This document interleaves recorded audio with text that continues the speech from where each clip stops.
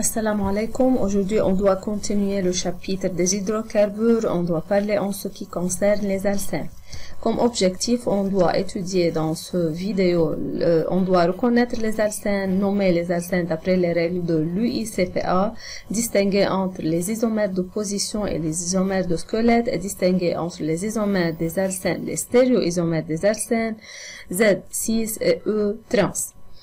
Comme matériel, on doit apporter le crayon et le cahier et le livre de chimie. Comme rappel, un hydrocarbure, c'est un composé constitué uniquement de carbone et d'hydrogène. Ils sont représentés par la formule générale CXHY. Les hydrocarbures se divisent en deux parties, hydrocarbures saturés et hydrocarbures insaturés. Les hydrocarbures saturés, ce sont les alcanes, et les hydrocarbures insaturés se divisent en deux parties, en alcènes et en alcynes. Comme introduction, les alcènes, ce sont des hydrocarbures insaturés de formule générale CnH2n caractérisés par la présence d'une double liaison dans leur chaîne carbonée. Alors, donc, on a une liaison covalente double dans la chaîne carbonée des alcènes. Les alcènes sont très rares à l'état naturel et ils se sont représentés dans la nature sous cette forme. L'éthène, c'est une hormone des plantes qui induit la maturation des fruits. C'est un exemple des alcènes. Comme nomenclature, le nom de l'alcène dérive de celui de l'alcane de même nombre d'atomes de carbone de la chaîne en remplaçant le suffixe -an par N. Exemple, C4H10, butane et C4H8, butane. Ici, les deux formules moléculaires possèdent le même nombre d'atomes de carbone, alors ils possèdent le même préfixe but. Mais puisque la première formule moléculaire possède 10 atomes d'hydrogène, alors cette formule obéit à la formule générale CnH2n plus 2. Alors, la nomenclature sera butane, le suffixe est -an.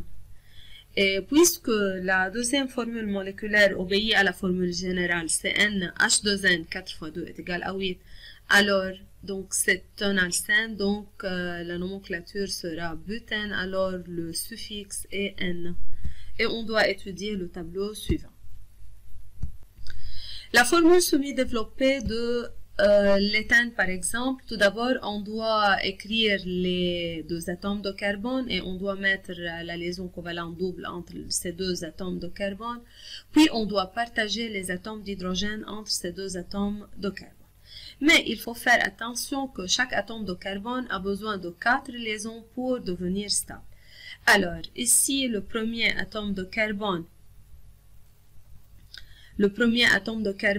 a deux liaisons, donc il a deux liaisons, alors il a besoin de 2 liaisons pour devenir stable, donc il a besoin de 2 atomes d'hydrogène. Mais le deuxième atome de carbone, de la même chose, c'est la même. Il a 2 liaisons et il a besoin de 2 liaisons, alors il a besoin de 2 atomes d'hydrogène. Donc on a partagé les 4 atomes d'hydrogène entre ces 2 atomes de carbone. Pour le propène C3H6, on a 3 atomes de carbone et on a une liaison covalente double entre 2 atomes de carbone, alors dans cette chaîne carbonée, mais la liaison entre les autres atomes de carbone est une liaison covalente simple. Alors, le premier atome de carbone a une liaison covalente, alors il a besoin de 3 liaisons, alors il a besoin de 3 atomes d'hydrogène. Le deuxième, il a 3 liaisons, alors il a besoin d'une liaison, donc il doit prendre un atome d'hydrogène et le troisième atome de carbone a 2 liaisons, alors il a besoin de 2 liaisons, donc il a besoin de 2 atomes d'hydrogène. Pour n plus grand que 3, on numérote les atomes de carbone de la chaîne de la sorte que les indices de la liaison covalente double, des atomes qui ont la liaison covalente double, soient les plus petits. Alors, on doit commencer à numéroter près de la liaison covalente double. La position de la double liaison impose le sens de la numérotation. L'indice de position de la double liaison est écrit entre le préfixe et le suffixe N, comme on doit voir ici dans cet exemple. On prend la formule moléculaire, c'est 4H10.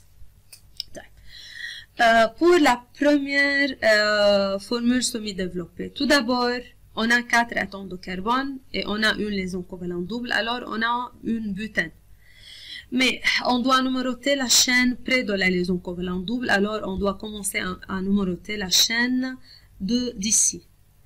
Donc, la nomenclature sera butène et on doit préciser la position de la liaison covalente double, alors on doit écrire l'indice de la liaison entre le préfixe et le suffixe. يعني elle sera but,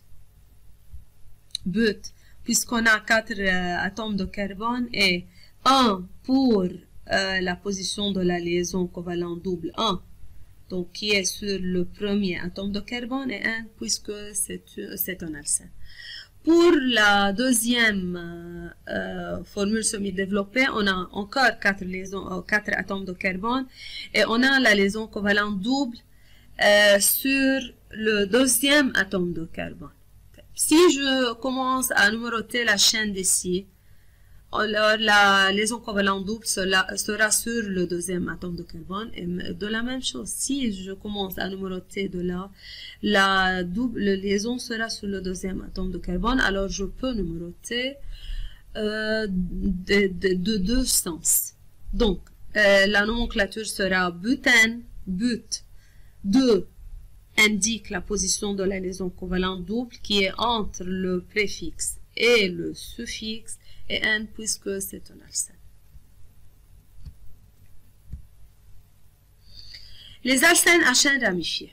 Lorsque la chaîne carbonée de l'alcène est ramifiée, ceci indique la présence de groupes alkyles qui sont méthyle, CH3, éthyle, C2H5, propyle ou isopropyle, C3H7, liés à la chaîne principale qui contient la double liaison.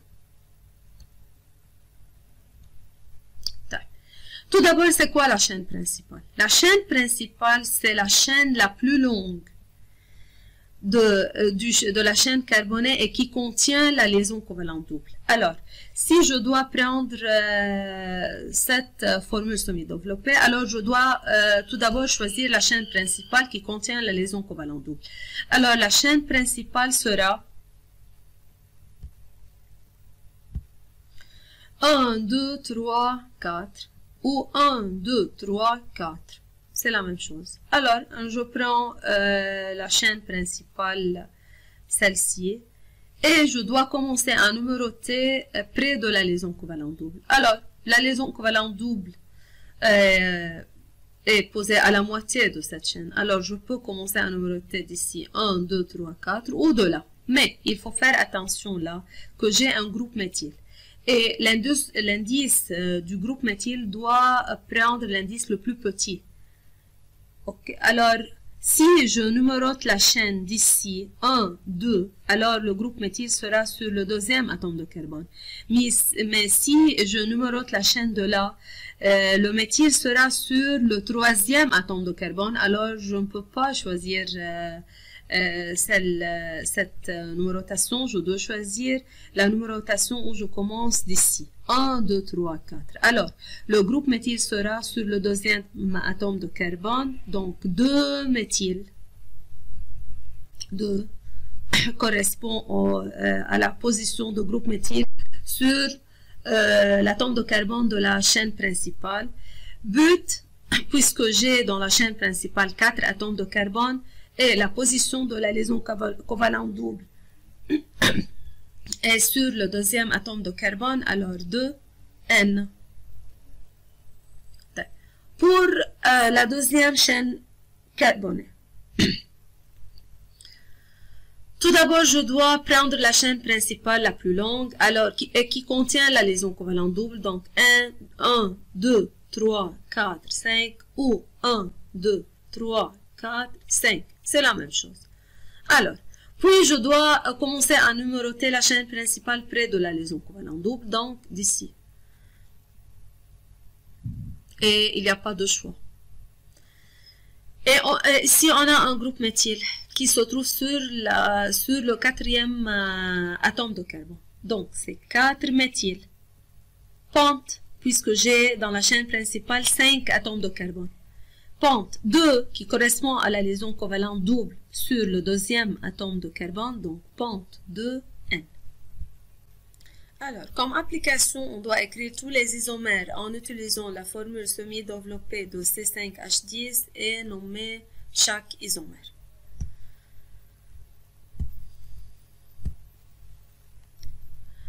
Tout d'abord, on doit prendre la chaîne linéaire. La chaîne linéaire, c'est pentène et on doit placer la liaison covalente double sur le premier atome de carbone. Alors, donc, c'est pente 1, N.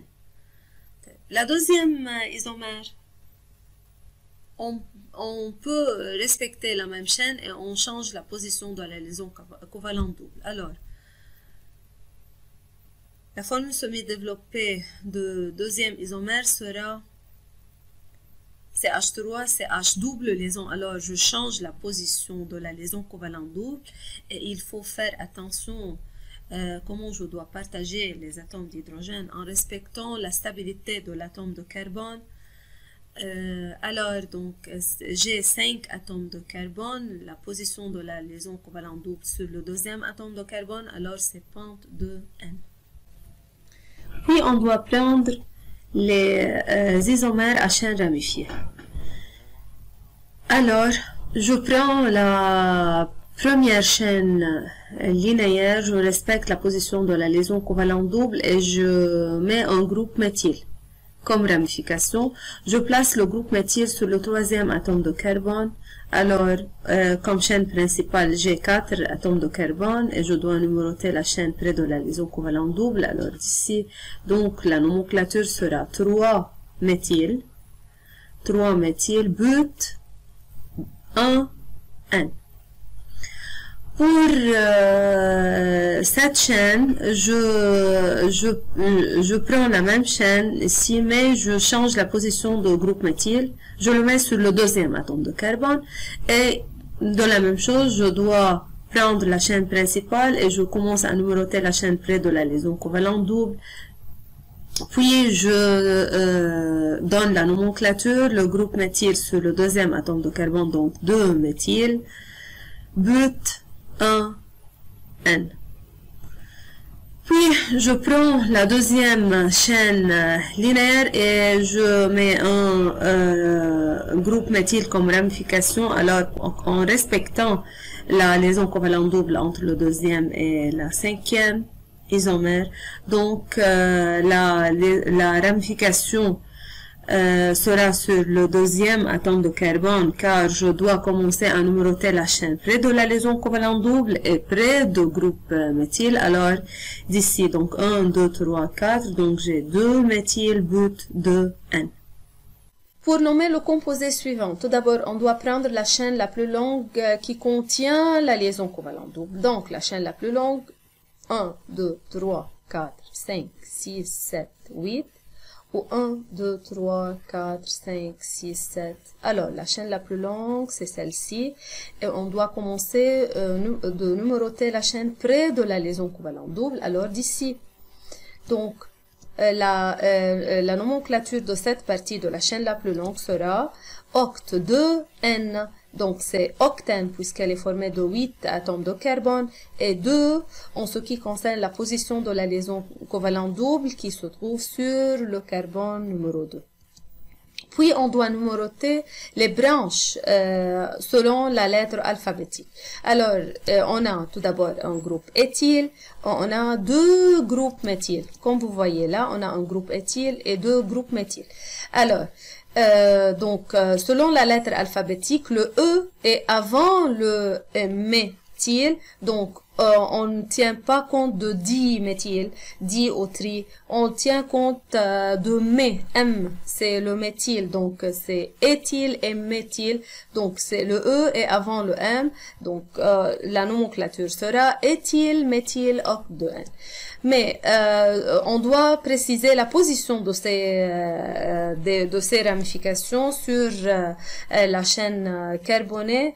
Alors, donc, la position de méthyle, elle est sur le deuxième atome de carbone et sur le sixième atome de carbone, mais l'éthyle est sur le quatrième atome de carbone. Donc, selon UICPA, on a 4 éthyles, 4, la position de l'éthyle sur le carbone numéro 4, et on a 10 méthyl comme je dis avant, mais la position de ces deux groupes méthyl, le premier est sur le deuxième atome de carbone, le deuxième est sur le sixième atome de carbone, alors 2,6 diméthyl, octe 2N2 en ce qui concerne la position de la liaison covalente double. Faites attention là. Entre le numéro et la nomenclature, on doit mettre un tiret et entre les numéros, on doit mettre un virgule. Et toutes les lettres dans la nomenclature sont minuscules. Ok, on doit l'écrire sous forme minuscule. Écrire la formule semi-développée de l'hydrocarbure suivant. 2-éthyl-5-méthyl X3N. Tout d'abord, on doit commencer de la périphérie de cette nomenclature. Alors, on a X3N. Donc, je dois mettre tout d'abord 6 atomes de carbone. Et la position de la liaison covalente double est sur le troisième atome de carbone.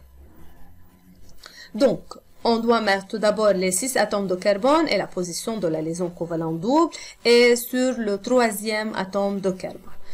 Après, on a 2 éthyl et 5 méthyl. Alors, on a un groupe éthyl qui se trouve sur le deuxième atome de carbone et un groupe méthyl qui se trouve sur le cinquième atome de carbone. Mais, vraiment, est-ce que cette nomenclature est vraie? Voilà, tout d'abord, on doit prendre la chaîne la plus longue. Donc, la chaîne la plus longue, 1, 2, 3, 4, 5, 6, ou 1, 2, 3, 4, 5, 6, 7. Alors, la chaîne la plus longue, c'est celle-là. Et on doit numéroter près de la liaison covalente double. Alors, 1, 2, 3, 4, ou 1, 2, 3, donc la position de la liaison covalente double est sur le troisième atome de carbone, mais si je commence à numéroter d'ici. Les groupes alkyles qui restent avec nous, c'est méthyl, 2 groupes méthyl. On a 2 groupes méthyl. Alors, on a diméthyl. Le premier est placé sur le deuxième atome de carbone. Le deuxième est sur le cinquième atome de carbone. Alors, la nomenclature sera 2,5 diméthyl, et n'oubliez pas le virgule entre les nombres et un tiret entre le numéro et la nomenclature, diméthyl, et puisqu'on a la chaîne la plus longue, la chaîne principale c'est 7 atomes de carbone, alors c'est heptène, et on ne doit pas oublier la position de la double liaison qui se trouve sur le troisième atome de carbone, alors hept 3N.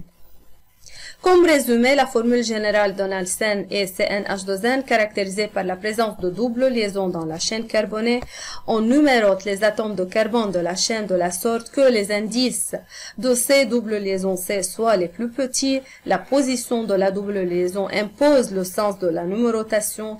L'indice de position de la double liaison est écrit entre le préfixe et le suffixe n. Merci beaucoup à votre attention. Inch'Allah, b'choufkoun ala khair ya Rab.